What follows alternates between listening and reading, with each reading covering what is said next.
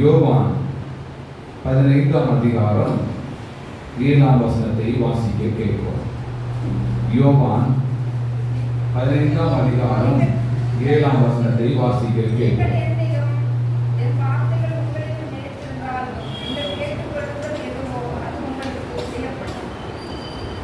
நீங்கள் என்னிலும் என் வார்த்தை உங்களிலும் நிலைத்திருந்தால் நீங்கள் கேட்டுக்கொள்வது எதுவோ அது உங்களுக்கு கொடுக்கப்படும், செய்யப்படும். அல்லேலூயா, அல்லேலூயா. யோவான் 15ஆம் அதிகாரம் 7ஆம் வசனம் வாசிக்க கேட்போமா? நீங்கள் என்னிலும் என் வார்த்தை உங்களிலும் நிலைத்திருந்தால் போதும். நீங்கள் கேட்டுக்கொள்வது எதுவோ அது உங்களுக்கு செய்யப்படும். கண்களை மூடி தேவனை நோக்கி பேசும்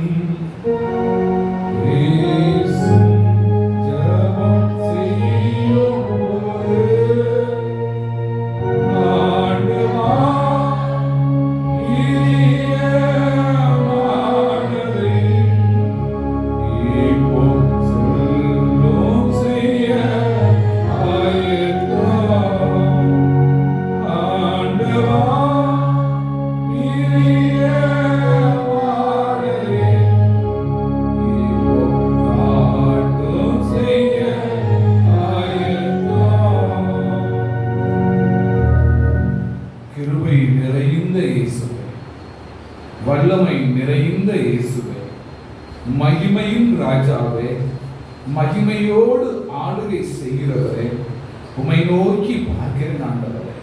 நீர் ஒரு விசை மனமை இறங்கி வந்திருக்கிற ஒவ்வொரு பிள்ளைகளையும் நீர் நினைத்து அருளும்படியாக சொல்லிக்கிறேன். Thank you Lord, thank you Jesus, might and Savior Lord. நன்றி oh Lord, நன்றி. மகளே, என்னுடைய வார்த்தையிலே நீ நிலைத்திரு மகளே, என்னுடைய வார்த்தையில் நீ நிலைத்திரு. என் வார்த்தைக்கு செவி கொடு, என் வார்த்தையை கவனித்து நட. என் வாழ்க்கை செம்மையாயிருக்கும், நன்மையாயிருக்கும், விடுதலையாயிருக்கும். Thank you Lord, thank you Jesus. மகனே, நான் படித்து முடித்துட்டேன், நான் என்ன செய்ய வேண்டும் என்று நீ நினைக்கலாம். கர்த்தர் சொல்லுகிறார், கர்த்தருடைய வார்த்தையின்படி நீ வேலை செய்யலாம். ஆனால் எப்பொழுதும் இயேசுவுக்குள் நிலைத்திருப்பேன் என்று சொல்லி அர்ப்பணித்து கடந்து சென்றால் தேவன் உன்னோடு இருப்பேன் என்று சொல்லுகிறார். நீ ஆயத்தமா என்று அர்ப்பணித்து செல். Thank you Lord, thank you Jesus. நன்றி. Thank you Lord. நான் எவ்வளவோ நிலைத்திருக்கிறேன், எவ்வளவோ நான் கீழ்ப்படுகிறேன், ஒன்று நடக்கலை என்று சொல்லுகிறாயா? பாடுதான் வருவது நினைக்கிறாயா மகளே? அந்த பாடு மாற வேண்டுமானால் இன்னும் பொறுமையுடன் இரு, வார்த்தையில் உண்மையாயிரு, பேச்சில் உண்மையாயிரு, செயலில் உண்மையாயிரு. கர்த்தர் கிரியை செய்வார். நிரபடியை செய்யும், நிரபடியை நடக்கும். என்னிலே வல்லமை பலன் ஒன்றுமே இல்லை. தரை மட்டும் தாழ்த்தி ஒப்பு கொடுக்கிறேன். இயேசு கிறிஸ்துவின் மூலமாய் கேட்கிறேன், ஜீவனுள்ள நல்ல பிதாவே, ஆமென். இந்த வசனங்களின் முதலாவது தலைப்பை நாம் எடுத்துக்கொள்வோம். நீங்கள் என்னில் நிலைத்திருந்தால். தேவன் இந்த நாட்களில முதல் வாரத்தில் தேவன் கொடுக்கிறார், நீங்கள் என்னில் நிலைத்திருந்தால். நீங்கள் நான் யாரு சொல்லுங்க? நான் என்னில், ஆண்டவரில். மகனே, மகளே, நீ ஆண்டவரில் உறுதியாய் வாழ்வாயா? விளக்கத்தை சொல்லுங்க. உறுதியாய் வாழ்வாயா? உன் உறுதியாய் ஒப்பு கொடுப்பாயா? அப்பொழுது தான் தேவன் உங்களுக்கும் எனக்கும் செய்ய வேண்டியதை அவர் செய்வார். நீங்கள் என்னில் நிலைத்திருந்தால் நீங்கள் கேட்டுக் கொள்வது என்ன செய்யப்படும்? உங்களுக்கு கொடுக்கப்படும் என்று வேத வசனம் சொல்லுகிறது. அதற்கு ஆதாரமாய் நாம் பார்க்கும் பொழுது, நான் ஆண்டவரில் நிலைத்திருந்தால், நான் ஆண்டவரில் உறுதியாய் என் வாழ்க்கையை ஒப்பு கொடுத்தால், தேவன் செய்ய வேண்டியதை உங்களுக்கு செய்ய ஆயத்தமாய் இருக்கிறார். Thank you Lord. அதற்கு ஆதாரமாய் நாம் யோபு 1:1 நாம் வாசிப்போம். யோபு என்னும் பெயர் கொண்ட ஒரு மனுஷன் இருந்தான். அந்த மனுஷன் உத்தமனும் சன்மார்க்கனும் தேவனுக்கு பயந்து பொல்லாப்புக்கு விலகுறவனாய் இருந்தான். நம்முடைய வாழ்க்கையில இது இருக்கிறதா? இதெல்லாம் எப்படி நாம் கடைபிடிக்க முடியும்? கடைபிடிக்க முடியும் இயேசுவுக்குள் வரும்போது.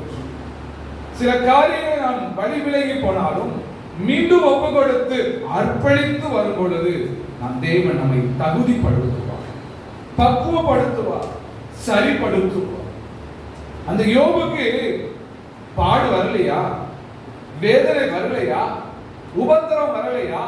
ஆனாலும் நான் ஆண்டவரில் உறுதியாக இருப்பேன் என்று யோபு சொன்னான். அதற்கு யோபுடைய ஆசீர்வாதங்கள் உங்களுக்கும் எனக்கும் தெரியும். 2ஆம் வசனத்தை வாசிப்போம். 7 குமாரனும் 3 குமாரத்திகளும் இருந்தார்கள். 3ஆம் வசனத்தை வாசிப்போம். அவனுடைய ஆஸ்தி, ஐஸ்வர்யம், சம்பத்து கொடுக்கப்பட்டது. 7000 ஆடுகளும் 3000 ஒட்டகங்களும் 500 ஏர் மாடுகளும் 500 கழுதைகளும் ஆகிய மிருக ஜீவன்கள் யோபுக்கு இருந்ததுமின்றி திரளான வேலைக்காரர்.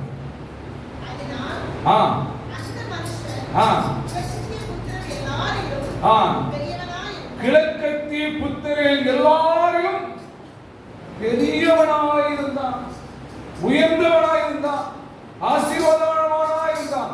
அவனுக்கு தான் இந்த பாடு வருது. ஏன்? தேவன் முதலாவது சாட்சி கொடுத்துட்டாரு, ஆனாலும் பாடு வருது. அந்த பாடை நம்ம என்ன செய்யணும்? ஏற்றுக்கொள்ளணும். ஏன்? என்னால ஏற்றுக்கொள்ள முடியாது, என்னால சகிக்க முடியாது. எல்லா வசதியும் இருக்கு. சொல்ல போனா 7 குமாரன் 3 குமாரன் மொத்தம் 10 பிள்ளையை கொடுத்தார். ஆனாலும் எல்லாம் கொடுத்திருக்கிறார். ஆனாலும் 7000 ஆடு, இப்பொழுது 3000 ஒட்டகங்கள் என்றால் அந்த காலத்துல ஒட்டகம் தான் என்ன செய்யப்படும்? எல்லா வேலையும் நான் சுமக்க செய்யணும்னா அதுதான் சுமக்கும். இப்பொழுது நமக்கு எவ்வளவு வாகனங்கள் இருக்கு. அந்த ஒரு வாகனத்துக்கு எத்தனை லட்சம் மதிப்பு சொல்றோம், அந்த ஒரு ஒட்டகங்களுக்கு அவ்வளவு மதிப்பு உண்டு சொல்றாங்க. அவ்வளவு இருந்தும் எங்கே சொல்லுங்களேன், என் தாசனாகிய யோபின் மேல் கண் வைத்தாயோ? இது ஏற்க யார் கேட்கிறார்? சொல்லுங்களேன், சொல்லுங்க. தேவன் உங்கள் மேலும் என் மேல் தான் யார் கண் வைப்பா? சொல்லுங்க. சாத்தான் கண் வைப்பான். உங்கள் வாழ்க்கையை, உங்கள் நம்பிக்கையை, நீங்கள் ஆண்டவர் மேல் வைத்திருக்கிற நம்பிக்கையை கெடுப்பதற்காக சாத்தான் உங்களையும் என்னையும் தேடி வரும். ஆனாலும் நாம் யார் மேலே? ஆண்டவரிலே உறுதியாய் வாழ பழகிக் கொள்ள. அதற்கு தான் இந்த வசனம் சொல்லுகிறது. அதற்கு தான் இந்த எக்ஸாம்பிள் சொல்லப்படுகிறது. 21ஆம் வசனத்தை வாசிப்போம். 1ஆம் அதிகாரம் 21. நிர்வாணியாய் என் தாயின் கர்ப்பத்தில் இருந்து நான் வந்தேன். நிர்வாணியாய் அவ்விடத்திற்கு நிர்வாணியாய் அவ்விடத்திற்கு நான் திரும்பி போவேன். கர்த்தர் கொடுத்தார். கர்த்தர் கொடுத்தார். கர்த்தர் எடுத்தார். கர்த்தருடைய நாமத்துக்கு ஸ்தோத்திரம். நீங்க சொல்லுவீங்களா? என் மகன் மனம் திரும்ப மாட்டுதான். என் மகன் சொல்ல கேட்க மாட்டுதான். என் கணவர் இப்படிதான் குடிச்சு கொண்டிருக்கிறார். என் குடித்த கணவருக்காக கர்த்தருக்கு ஸ்தோத்திரம். இந்த பாடை எனக்கு சகிக்க எனக்கு இன்னும் பலம் தாங்க என்று கேளுங்க. இந்த மகனை இப்படிதான் வாழ்றான். இந்த மகனோடு நான் வாழ்ந்து கொண்டிருக்கிறேன்.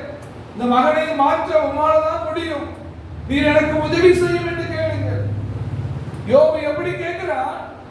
நான் ஒண்ணு இல்லாம வந்தேன், இவ்வளவும் கொடுத்தீங்க, கர்த்தருக்கு ஸ்தோத்திரம். ஒண்ணு இல்லாம நான் போறேன், அதுக்கும் கர்த்தருக்கு ஸ்தோத்திரம்.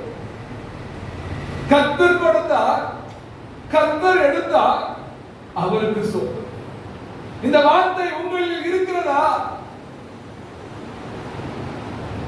உங்களுடைய வாழ்க்கையில இந்த வாழ்க்கை வந்தால் தேவன் உங்களுக்கு நன்மை செய்வார். கண்டிப்பா நன்மை செய்வார். கண்டிப்பா அற்புதம் செய்வார். கண்டிப்பா விடுதலை கொடுப்பார். நான் ஒண்ணு இல்ல, நான் கஷ்டப்பட்டுட்டே இருக்கேன், நான் ஒப்பு கொடுக்கிறேன். இவ்வளவு செல்வம் சீரும் இவ்வளவு வேலைக்காரர்களோடு நன்றாய் வாழ்ந்த யோபு இந்த வார்த்தையை சொல்லுங்க. நீங்க நானும் சொல்லுவோமா? நீங்க நானும் சொல்லுவோமா?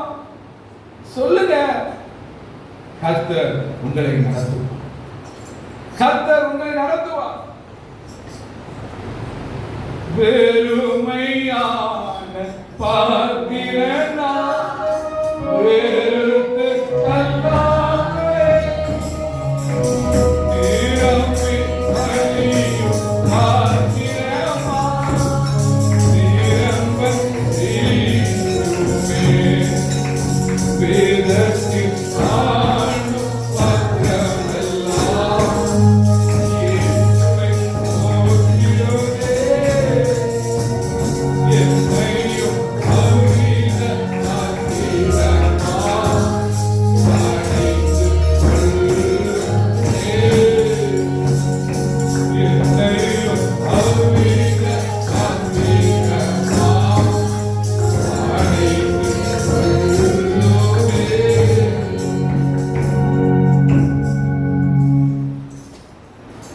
கர்த்தர் கொடுத்தார், கர்த்தர் எடுத்துட்டார் சொல்லியாச்சு.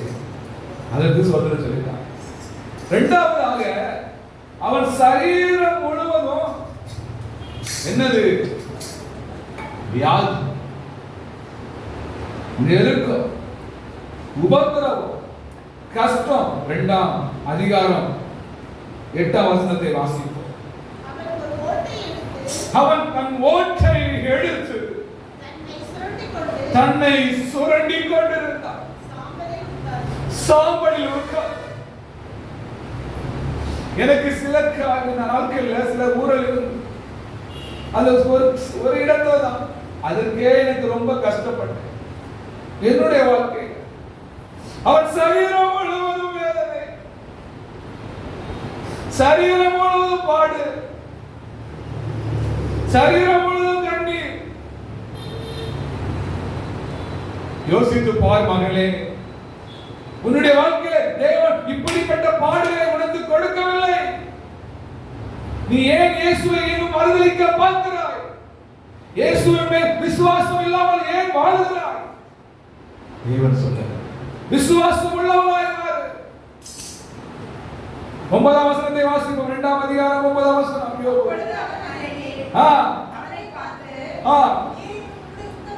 நீர் இன்னும் உம்முடைய உத்தமத்திலே உறுதியாக இருக்கிறீரோ? தேவனை தூஷித்து ஜீவனை விடும் என்று சொன்னார். இதுதான் உறுதியான வாழ்க்கையில் நிலைத்திருக்கிறது. நீங்கள் என்னிலும் நிலைத்திருந்தால், அதே மாதிரி நாம் ஆண்டவரை உறுதியாக இருக்க வேண்டும். அவர் சொல்லுகிறார், கர்த்தர் கொடுத்தார், அவருக்கே எல்லாம் அதிகாரமும் இருக்கிறது. என்று சொல்லுகிறார். ஆனாலும் தேவன் உங்களையும் என்னையும் பார்த்து சொல்லுங்க, இன்னும் நான் உறுதியாக இருக்கிறேன். எதில் உறுதியாக இருக்க வேண்டும் என்பதை இன்னும் யோசித்து பார். சொல்ல போனா என் தந்தை பலவீனத்துல உடம்பு ஃபுல்லா ஊர் வரும், தூங்கவே முடியலன்னு சொல்லுவோம் இரவு. ஏன்? இது யாருடைய வேலை? சாத்தானுடைய உபாய தந்திரம். அப்படியாவது தன்னுடைய வாழ்க்கையை ஜீவியத்தை விட்டு விடுவானா? ஏன்? கர்த்தரை தேடி வந்து வாழ்ந்த பிள்ளைகளுக்கு ஏன் பாடுவது? உடம்பெல்லாம் சொரிஞ்சிருக்கா பருவ சிலவங்க கொஞ்சம் என்ன போட்டுங்களா, கொஞ்சம் இது பண்ணுங்களா, சிலவங்க கொஞ்சம் என்ன போடுவாங்க, சிலவங்க சொல்லிப்பாங்க. ஆனால் தேவன் அது சில நேரங்கள் மிகவும் வேதனைப்படுத்தும். இதுதான் உடைய வாழ்க்கையில தேவன் தெரியாமல் இல்லை, உங்களுக்கு வருகிற பாடுகள் இயேசுவுக்கு தெரியாமல் இல்லை. ஆனாலும் இதுலயும் என் மகன் என் மகள் உண்மையாக இருக்கிறாரா, உத்தமமாக இருக்கிறாரா, ஜீவனை ஜீவிக்கிற இயேசுவை ஆராதிக்கிறாரா? தேவன் எதிர்பார்த்துக் கொண்டிருக்கிறார், சாத்தான் எதிர்பார்த்துக் கொண்டிருக்கிறார். பாடல் சொல்லுது, உத்தமமா உன் சொல்ல உதவி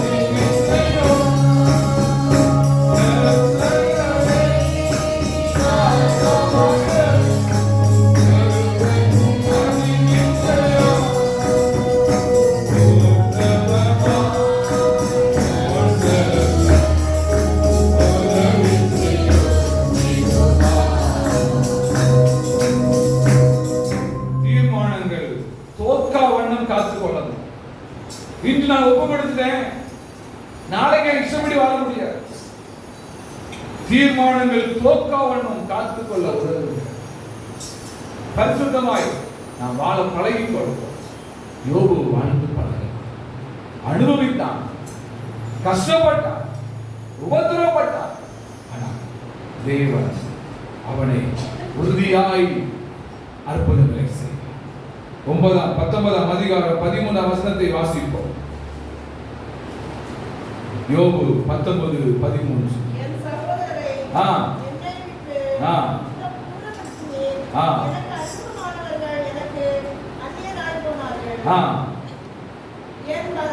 அந்நியனாகி போனார்கள். இந்த பாடு வரும்பொழுது எல்லாரும் மறந்து போவாங்க, எல்லாரும் விட்டு போவாங்க. அவன் தனிமையில் இருந்தாலும் அந்நியனாக அந்நியரை போல மறந்து. இன்னும் 20-25 வாசிப்போம். 20 அதிகாரம் 25 வசனம்.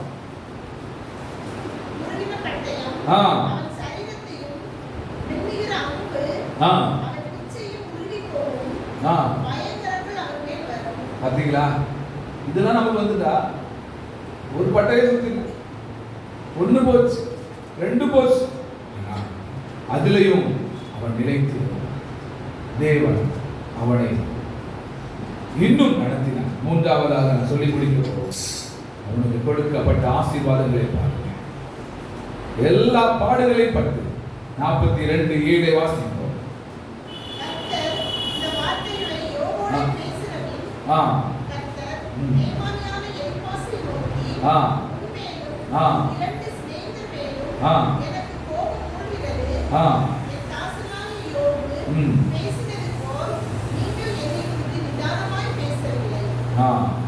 என்ன நிதானமாய் பேச, நம்ம இஷ்டப்படி பேசக்கூடாது. வாயில வந்தபடி பேசக்கூடாது. கடைசியாக சொல்லப்படும் யோபுல கடைசி அதிகாரத்தில் அவன் எல்லா ஆசீர்வாதங்களும் என்ன செய்கிறார் சொல்லுங்க பெற்றுக்கொண்டார். 10ஆம் அதிகாரத்தில் சொல்லப்படுகிறது. 10ஆம் வசனத்தை வாசிப்போம். ஆ ஆ ஆ ஆ முன்னிருந்த காட்டிலும் 2 மடங்கு கொடுக்கும். உங்களுக்கும் எனக்கு கொடுக்க முடியும். ஆனா நிலைத்திருங்க, உறுதியா இருங்க, நம்பிக்கையோடு இருங்க, விசுவாசத்தோடு இருங்க. கர்த்தர் பார்த்துக்கொள்ளும். தந்தாலும் சரி கரட்டாலும் சரி நான் இயேசுவோடு இருப்பேன். அவரை நம்பி இருப்பேன், நிலைத்திருப்பேன். அவர் என்னை கனி கொடுக்க வைப்பார், அற்புதங்களை செய்வார், அதிசயங்களை செய்வார். ஒப்பு கொடுக்கும் அவர் பெரிதான காரியத்தை செய்வார். Thank you Lord Jesus. அவிதமான கிருபை உங்கள் ஒவ்வொருவரையும் தேவன் நடத்த அவர் உண்மை உள்ளவராய் இருக்கிறார். நாம் எழுப்பி நின்று நாம் ஜெபம் செய்வோமா? Thank you Lord Jesus. நன்றி. Thank you Lord Jesus. நன்றி. உம்முடைய கரத்துல ஒப்பு கொடுக்கிறேன். உம்முடைய கரத்துல ஒப்பு கொடுக்கிறேன். நன்றி ஆண்டவர், நன்றி ஆண்டவர். Thank you Jesus. நன்றி ஆண்டவர். Thank you Lord. நன்றி ஆண்டவர், நன்றி ஆண்டவர், நன்றி ஆண்டவர். இனி ஜீவிப்பது நான் அல்ல, கிறிஸ்துவே என்னை ஜீவிக்கிறார். இனி ஜீவிப்பது நான் அல்ல, கிறிஸ்துவே என்னை ஜீவிக்கிறார். அவரே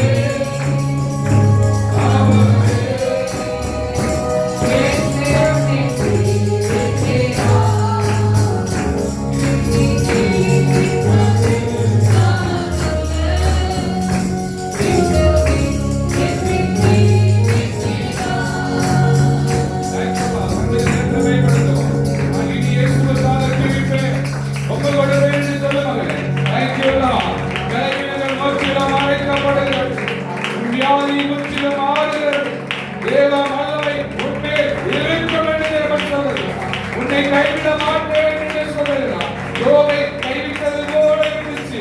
தேவன் கைவிடாமல் அவன் இயேசுவோடு இருந்தது போல நீயும் இயேசுவோடு இருக்கும் பொழுது தேவன் உன்னை நிலைத்து நிற்கிற மகளாய் மாற்றுவேன் என்று தேவன் வாக்கு கொடுக்கிறார். நிலைத்திருப்பாயா? அடி கொடுக்க செய்வேன் என்று சொல்லி நிரப்பியே செய்யும், நிரப்பியே நடக்கும். எல்லா மகிமையும் கனமும் புகழ்ச்சியும் இயேசுவுக்கே உரித்தார்.